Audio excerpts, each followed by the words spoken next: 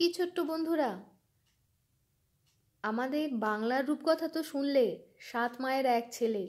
কিন্তু বড়দিন তো আসছে, তাই জন্য সপ্তাহের মাঝখানেই যেহেতু এই শীত শীত আমেজের মধ্যে আমরা বড়দিন পালন করতে চলেছি, তাই আজ এই সপ্তাহের মধ্যিখানে তোমাদেরকে ইংল্যান্ডের রূপকথা একটা গল্প, একটা রূপকথার গল্প, ইংল্যান্ডের একটা রূপকথার গল্প তোমাদেরকে শোনাতে চলে এলাম আমি সময়টা। তো সেই ছোট্ট ছোট্ট বন্ধুরা, সেই কচি কচি নবকিশলয় যারা এবং যারা মনের থেকেও সেই রকমের সজীব সতেজ, তাদের সবার জন্য আজ একটি ইংল্যান্ডের রূপকথা নিয়ে এসেছি। সেই বইটির নাম হলো ইংল্যান্ডের রূপকথা, চিরায়ত গ্রন্থমালা, এবং এটি অনুবাদ ও সম্পাদনা করেছেন আমিরুল ইসলাম। বিশ্ব সাহিত্য কেন্দ্র থেকে এটি প্রকাশিত, এবং এই সুন্দর প্রচ্ছদ যিনি এঁকেছেন তিনি হলেন ধ্রুব এস। তো এবার আমরা চলে যাই, প্রথম গল্পটি আমরা পড়ব।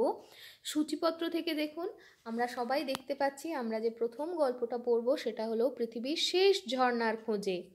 তো শুরু করি পৃথিবীর শেষ ঝর্ণার খোঁজে। অনেক অনেক দিন আগের গল্প এটি। এক ছিল মেয়ে, তার নাম রোজমেরি। মেয়েটি খুবই ভালো ছিল, খুবই সরল, চালাকি জানত না একেবারেই। দেখতে শুনতে মোটামুটি, কাজকর্মে খুব পটু। তবে মেয়েটি ছিল বড় দুর্ভাগা। ঘরে ছিল তার সৎ মা, বড় নিষ্ঠুর, বড় হৃদয়হীনা মহিলা। সৎ মায়ের কারণে রোজমেরির কোনো ভালো পোশাক আশাক ছিল না, ভালো খাবার দাবার সে পেত না, খেলার সাথীও ছিল না তার কোনো। সারাদিন তাকে ঘরকন্যার কাজ করতে হতো, হাঁটু মুড়ে ঘরের শক্ত পাথরে মেঝে ঘষে মেজে পরিষ্কার করতে হতো, গুচ্ছের নোংরা কাপড় চোপড় কাচতে হতো। তারপরও সৎমার লাঞ্ছনা গঞ্জনা নিত্য বরাদ্দ ছিল তার। সব কাজেই দোষ ধরত তার সৎমা। যদি সে খুব সকালে ঘুম থেকে উঠত, সৎমা বলতো, আরও সকালে কেন ওঠেনি? যদি সে রান্না বাড়া করত, সৎমা বলতো, রান্না একেবারেই ভালো হয়নি। হায় অভাগা রোজমেরি! সারাদিন সে কাজ করত, কিন্তু তার সব কাজেই দোষ ধরার জন্য সৎমা মুখিয়ে থাকত। নিন্দামন্দ ছাড়া তার ভাগ্যে কিছুই জোটে না। এইভাবেই দুঃখে কষ্টে কেটে যাচ্ছিল তার দিন। সৎমা একদিকে এদিকে মনে মনে ফন্দি আঁটে, কিভাবে তাকে ঘর ছাড়া করা যায়, চিরতরে বিদায় দেয়া যায়। একদিন সৎমা বলল, শোনো মেয়ে, এই নাও একটা চালুনি, পৃথিবীর শেষ ঝর্ণা খুঁজে বের করো। যখন ঝর্ণা খুঁজে পাবে, তখন এই চালুনি ভরে ঝর্ণার পানি নিয়ে আসবে আমার জন্য। মনে রেখো, এক ফোঁটা পানি যেন না পড়ে।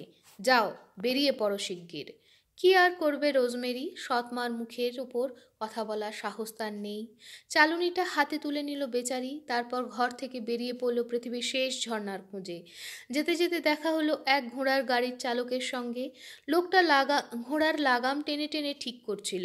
রোজমেরিকে দেখেই বলল, কোথায় যাচ্ছ তুমি? তোমার হাতেই বা ওটা কি? আমি বেরিয়েছি পৃথিবীর শেষ ঝর্ণার খোঁজে। এটা একটা চালুনি, সেই ঝর্ণার পানি নিয়ে আসবো এই চালুনিতে। ঘোড়ার গাড়ির চালক হো হো করে হেসে উঠল কথা শুনে। আহা, তুমি ভারী বোকা মেয়ে, পৃথিবীর শেষ ঝর্ণা কোথায় আছে কেউ জানে না। হাসতে হাসতে লোকটা ঘোড়ার গাড়িতে চেপে বসলো, হুসহুস করে তাড়া দিল ঘোড়া দুটিকে। ধুলো উড়িয়ে গাড়িটা এগিয়ে গেল সামনে। রাস্তার ধারে অসহায়ভাবে দাঁড়িয়ে রইল রোজমেরি। হাঁটতে হাঁটতে হঠাৎ করে দেখা হলো 3টে ছেলের সঙ্গে।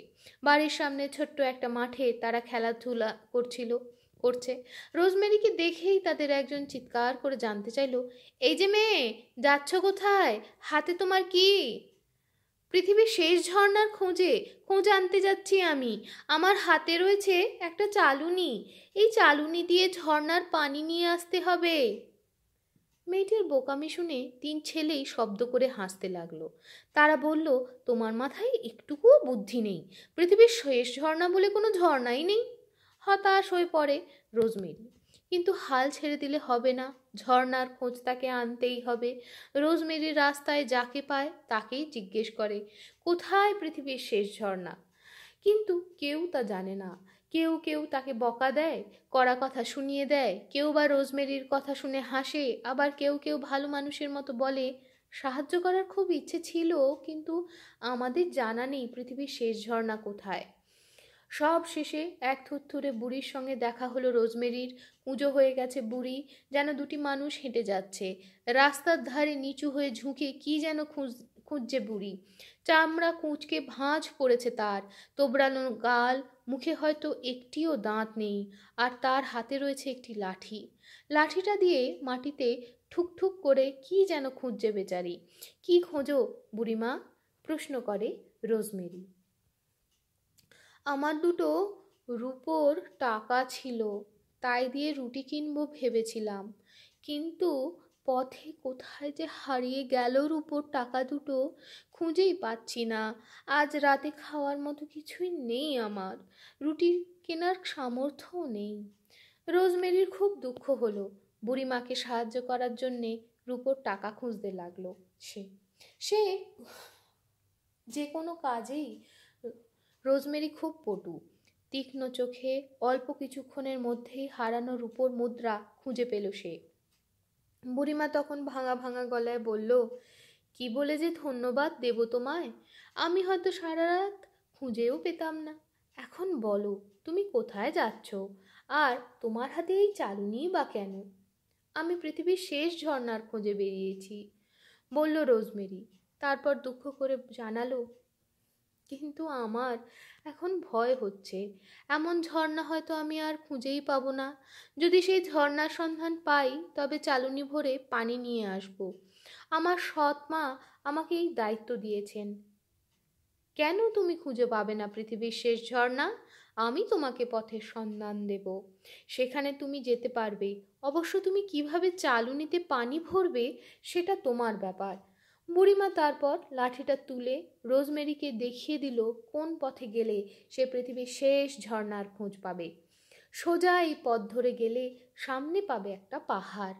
পাহাড়ের পাথুরে পথ দিয়ে যেতে যেতে দেখবে একটা হেজেল গাছ, গাছের বন। বন পেরুলেই একটা বিশাল প্রান্তর। সেই প্রান্তরের শেষ সীমানায় রয়েছে ঝর্ণাটা। ঈশ্বর তোমায় শক্তি দিন, আশীর্বাদ করে সহজেই যেন ঝর্ণার খোঁজ পাও তুমি। এই কথা বলেই বুড়ি মা খোঁড়াতে খোঁড়াতে চলে গেল। এক হাতে তার লাঠি, অন্য হাতে সেই রূপোর টুকরো দুটি। রোজমেরি এবার খুশি মনে রওনা দিল। পাহাড়ের পাথুরে পথ পেরিয়ে সত্যি সত্যি সে পৌঁছলো হেজেল বনের ধারে। তারপর যেতে যেতে এলো সেই বিশাল প্রান্তরে। প্রান্তরের শেষ মাথায় চমৎকার গাছপালা, বাতাস বইছে ঝিরিঝিরি, পাখি ডাকছে কুহু কুহু, কোত্থেকে যেন কুলকুল করে পানি বইছে। কোথায় কোথায় গাছপালার ফাঁক দিয়ে পানি গড়িয়ে পড়ছে। সেই পানির রেখা ধরে একটু এগোতেই দেখা গেল একটা স্বচ্ছ ঝর্ণা ধারা। গোলাপ ফুলের পাপড়ির মতো তার পানির রং। ঝর্ণা দেখে খুশিতে আত্মহারা হয়ে গেল রোজমেরি। কি সুন্দর, আহা মরি মরি, এটাই নিশ্চয়ই পৃথিবীর শেষ ঝর্ণা। রোজমেরি ঝর্ণার পাশে হাঁটু মুড়ে বসল। এক আঁচলা পানি নিয়ে চোখ মুখ ধুলো। তারপর চালুনি পেতে ধরল ঝর্ণার পানিতে। কিন্তু চালুনিতে অনেক ফুটো। যতবারই সে পানি নিতে যায়, ততবারই ফুটো দিয়ে ঝরঝর করে পানি ঝরে পড়ে। বারবার চেষ্টা করে রোজমেরি, কাজ হয় না। সৎমার জন্য চালুনি দিয়ে কিভাবে সে পানি নেবে? এক সময় হতাশ হয়ে পড়ল সে। তারপর কান্না শুরু করলো, হায় হায়, এই চালুনি দিয়ে এক বিন্দু পানিও আমি নিতে পারবো না বাসায়। বড় অভাগা মেয়ে আমি। এত মন্দ কপাল নিয়ে কেউ জন্মগ্রহণ করে এই দুনিয়ায়? এই ভেবে কপাল চাপড়াতে লাগলো রোজমেরি। এমন সময় কানে এলো তার ঘ্যাঙর ঘ্যাং ঘ্যাঙর ঘ্যাং ডাক। লাফাতে লাফাতে তার কাছে এলো মোটা সোটা একটা শ্যাওলা জমা সবুজ রঙের ব্যাঙ। ব্যাঙ জিজ্ঞেস করলো, কি হয়েছে তোমার, কাঁদছো কেন? রোজমেরি সব খুলে বলল ব্যাঙটাকে। ব্যাঙ তখন বলল, তোমাকে আমি সাহায্য করতে পারি, তবে একটা প্রতিজ্ঞা করতে হবে তোমাকে। কি সেই প্রতিজ্ঞা? কঠিন কিছু নয়, কোনো একটা রাত আমি তোমার সঙ্গে কাটাবো। যা যা করতে বলবো তোমাকে তাই তাই করতে হবে। নিশ্চয়ই করব, প্রতিজ্ঞা করছি, যা তুমি করতে বলো আমি তাই করব। আমায় এখন সাহায্য করো তুমি। ব্যাঙ এক মুহূর্ত কি ভেবে নিল, তারপর মাথা বাঁকিয়ে গানের সুরে সুরে বলল, আমি ব্যাং ঘ্যাঙুর ঘ্যাং ঝর্ণা পারে নাচি, সবুজ সবুজ অবুজ বনে ব্যস্ত সুখেই আছি। চালুনিটার ভেতর তুমি লতা পাতা দাও, মাটির প্রলেপ দিয়ে এবার পানি ভরে নাও। ব্যাঙের কথা শুনে রোজমেরি ঝটপট ঘাস লতা পাতা জোগাড় করে চালুনিটার চারপাশ আটকে দিল। তারপর ভেজা মাটির প্রলেপ মেখে ছিদ্রগুলো বন্ধ করে দিল। খুব যত্ন করে কাজটা করলো রোজমেরি, যেন একটা ফুঁটোও না থাকে। তারপর সে ঝর্ণার পানি ভরলো চালুনিতে। এখন এক ফোঁটা পানিও আর ঝরে পড়ার সম্ভাবনা নেই। আমি এক ছুটে বাসায় যেতে চাই এখন। ওহে ব্যাং, তোমায় অনেক ধন্যবাদ। তোমার উপকার আমি কোনোদিন ভুলতে পারবো না। ব্যাং তখন ঘ্যাঙর ঘ্যাং করে বলল, না না, আমার উপকার মনে রাখার দরকার নেই তোমার। যত্ন করে পানি বয়ে নিয়ে যাও, তবে হ্যাঁ, প্রতিজ্ঞার কথা মনে রেখো বন্ধু। রোজমেরির তখন মনে পড়ল সে প্রতিজ্ঞা করেছে কোনো এক রাত ব্যাংটা তার সঙ্গে কাটাবে। সারা রাত যা যা করতে বলবে তাই তাই করতে হবে। কি করতে বলবে একটা ব্যাং তো? তাকে এমন আর কোন ঝামেলায় ফেলবে? রোজমেরি জানালো প্রতিজ্ঞার কথা সে কোনোদিনই ভুলবে না, বরং ব্যাং যা বলবে তার চেয়ে বেশি কিছুই সে করে দেওয়ার চেষ্টা করবে।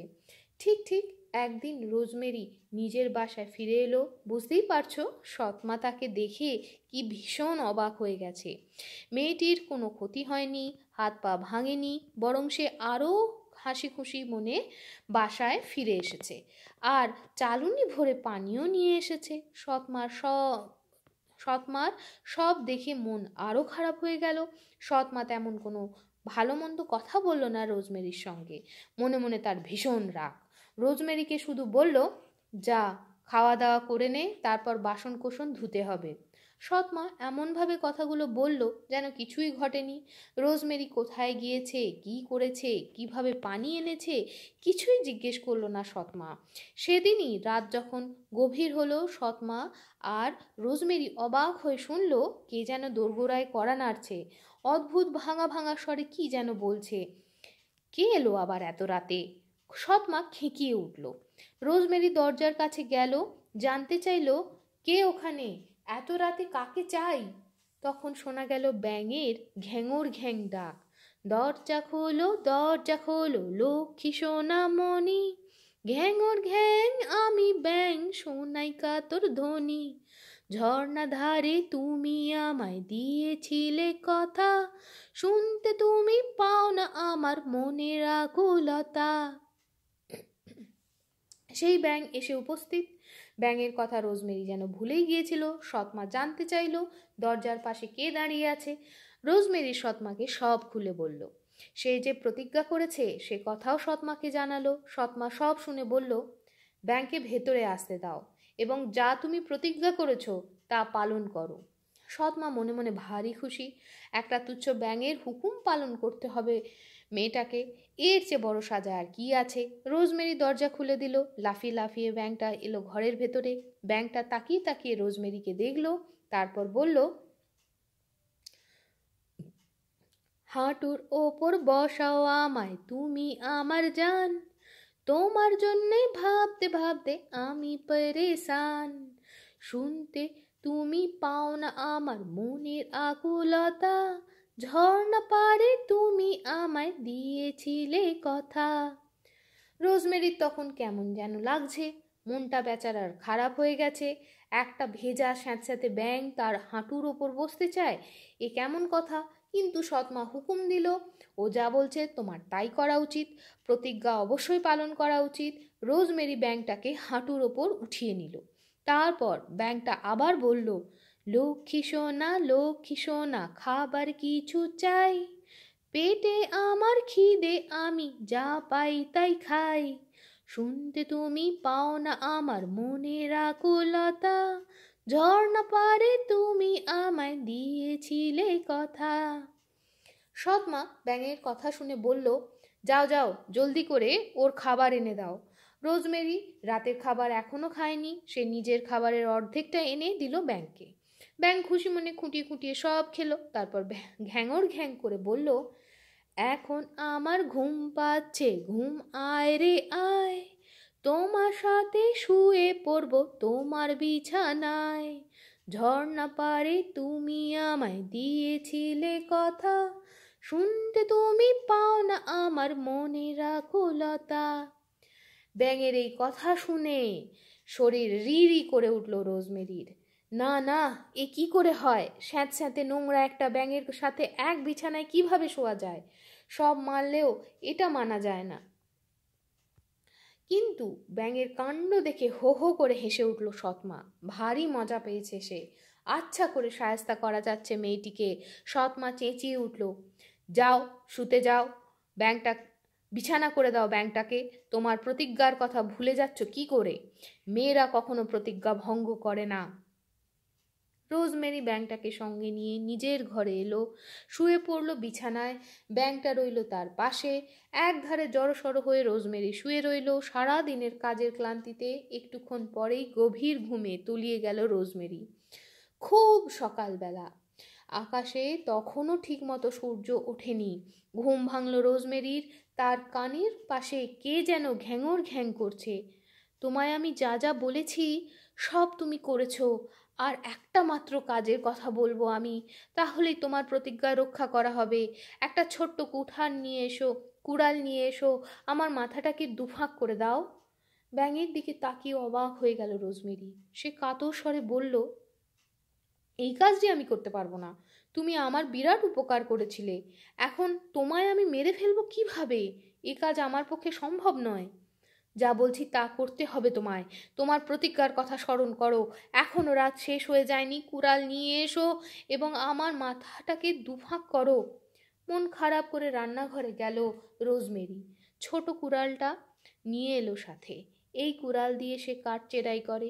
হতভাগা ব্যাঙটার দিকে তাকিয়ে রইল কিছুক্ষণ, কিন্তু ব্যাঙ তখন চিৎকার করে বলল, জলদি আমার মাথায় কুড়ালের আঘাত দাও, জলদি। রোজমেরি কুড়ালটি দিয়ে যেই না বাড়ি মেরেছে, অমনি তার জীবনের সবচেয়ে আশ্চর্য ঘটনা ঘটে গেল মুহূর্তে। ব্যাঙটা উধাও হয়ে গেছে। কোথাও নেই আর সেই ব্যাঙ, বরং ব্যাঙের বদলে সামনে দাঁড়িয়ে আছে অপরূপ সুন্দর ও সুদর্শন এক যুবক। অবাক হয়ে রোজমেরি পিছিয়ে এলো এক পা। তার হাত থেকে খসে পড়ল কুড়ালটা। সুদর্শন সেই যুবকের মুখে তখন হাসি। পূব আকাশ আলো করে লাল সূর্য উঠেছে আকাশে সেই সময়। যুবকটি বলল, ভয় পেও না আমাকে। মিষ্টি এবং সুরেলা তার কণ্ঠস্বর। আমি তোমাকে ঝামেলায় ফেলার জন্য আসিনি। একদা আমি ছিলাম একজন রাজপুত্র। এক দুষ্টু ডাইনি আমায় জাদু করে ব্যাঙ বানিয়ে রাখে। শর্ত ছিল, যদি কোনোদিন আমি এক রাত কোনো তরুণী মেয়ের সঙ্গে কাটাতে পারি, তবেই তার জাদুমন্ত্র কেটে যাবে। এটা ছিল জাদুর মায়া। এমন সময় সৎমার ঘুম ভেঙেছে। ঘরে ঢুকে সৎমা অবাক। কোথায় সেই ব্যাঙ? তার বদলে ঘরের মধ্যে আলো করে দাঁড়িয়ে আছে এক রাজপুত্র। সৎমাকে তখন রাজপুত্র বলল, আপনার মেয়ে অসম্ভবকে সম্ভব করেছে। তারই দয়ায় মায়ায় আমি আবার আমার পুরনো রূপ, পুরনো জীবন ফিরে পেয়েছি। আমি আপনার মেয়েকে বিয়ে করতে চাই। আমি ধনে মানে খুবই নামকরা রাজপুত্র। আর হ্যাঁ, আপনি তো আপনার সৎ মেয়েকে এমনিতেই বাড়ি থেকে তাড়িয়ে দিতে চান। আর তাড়ানোর দরকার পড়বে না। আমি আপনার সৎ মেয়েকে আমার বউ করে নিয়ে যাচ্ছি। সৎ মার মুখে কোনো কথা নেই। বেচারা একেবারে হতভম্ব হয়ে গেছে। রাজপুত্রের মুখের দিকে সে হাঁ করে তাকিয়ে আছে। কি বলবে সে? একবার তাকালো রোজমেরির দিকে, মুখ হাঁ করলো, কিন্তু কোনো কথা বেরোলো না। এমনই অবাক হয়েছে সে। তারপর এক ছুটে সৎমা চলে গেল রান্নাঘরে আর নিজের হাতে নাস্তা বানালো। রাজপুত্র আর রোজমেরির জন্য নাস্তা পরিবেশন করলো। আর যাই হোক, রাজপুত্রের সঙ্গে তো খারাপ আচরণ করা যায় না। রাজপুত্র আর রোজমেরির বিয়ে হলো মহা ধুমধামে। রোজমেরির জীবনে নেমে এলো মহাসুখ, আনন্দ আর আনন্দ। সুখের সাগরে তারা ভাসতে লাগলো। আর হ্যাঁ, সৎমারও কপাল ফিরে গেল। তারও কোনো তারও আর কোনো কিছুর অভাব রইল না। রোজমেরি ছিল খুবই ভালো মেয়ে, তাই সে সৎ মাকে দূরে ঠেলে দিতে পারল না। তাছাড়া ব্যাঙ রাজপুত্রের প্রতিজ্ঞা রক্ষার ব্যাপারে সৎ মা খুব সাহায্য করেছিল রোজমেরিকে।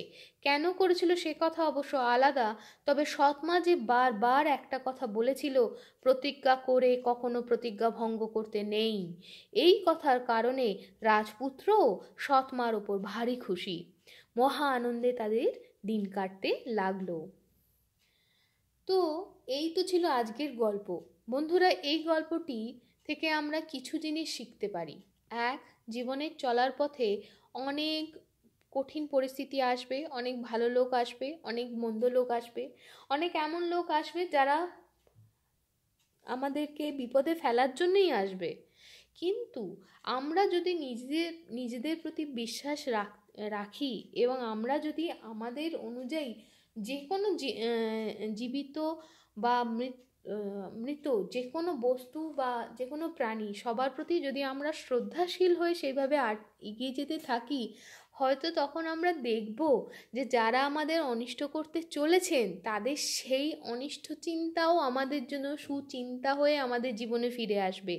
তারা আমাদেরকে বিপদে ফেলার জন্য যে শিক্ষা দিতে চাইবেন সেটাই আমাদের জীবনে ভগবানের আশীর্বাদ হিসাবে ফিরে আসবে। যেমন আমরা দেখলাম রোজমেরির জন্য, সে তাকে বিপদে ফেলার জন্য তার সৎমা তাকে খুব বড় একটা শিক্ষা দিলেন যে প্রতিজ্ঞা করেছো তার প্রতিজ্ঞা রাখতে হয়। কিন্তু তার জন্যই যে রোজমেরির জীবন এত সুন্দর হয়ে উঠবে সেটা উনি ভাবতে পারেননি। তার মানে ভালোর সাথে ভালো হয়, কিন্তু হতে গিয়ে অনেক উত্তরণ অবতরণ অনেক জিনিস আমাদের পেরিয়ে এসে তারপরে আমরা পাই ঠিকই। কিন্তু একটা জিনিস বড়রা নাটকের একটা সংলাপ আছে, হাল ছেড়ো না বন্ধু। কিন্তু আমি তোমাদের বলবো, সব সময় বড়দের কথা, মা বাবার কথা, গুরুজনের কথা, শিক্ষক শিক্ষিকার কথা মেনে চলবে। হ্যাঁ, তোমরা দেখতে পাবে জীবনে চলার পথে এরকম অনেক বন্ধুবেশী লোক আসবে যারা তোমাদের আত্মবিশ্বাসকে আঘাত করার জন্য আসবে। কিন্তু তখন বড়দের কথা মেনে শুনো, তখন দেখবে তাদের সেই সৎ উপদেশ যদি তোমরা শুনতে থাকো, তাহলে জীবনের চলার পথে যেই তোমাদের সঙ্গে যাই করুক না কেন, তোমরা ঠিক সেই কঠিন পরিস্থিতি থেকে উত্তরিত হবে এবং এগিয়ে যেতে পারবে। তো এই নিয়েই আমি শেষ করছি আজকের গল্প। এবং এই গল্পটি 25শে ডিসেম্বরের প্রেক্ষাপটে আমার করা। তার কারণ জেসাস খ্রাইস্ট বা যীশুখ্রিস্ট, যার কথা আমরা 25শে ডিসেম্বর আমরা যার জন্মদিন হিসাবে পালন করি, তিনিও কিন্তু তাই দেখিয়েছেন। তিনি ভগবানের পুত্র হিসাবে তাকে সবাই মেনে নিয়েছেন। তিনি ভগবানের পুত্র, আমরাও নিশ্চয়ই অমৃতের পুত্র কন্যা, আমরা অমৃতের সন্তান নিশ্চয়ই। কিন্তু তিনি বিশ্বাস করতেন, তাই জন্য তাকে আমরা বিশ্বাস করছি। আমরাও যদি নিজেদের মধ্যে বিশ্বাস করি, তাহলে আমরাও তাকে, সেই ভগবানকে আমরাও অনুভব করতে পারবো।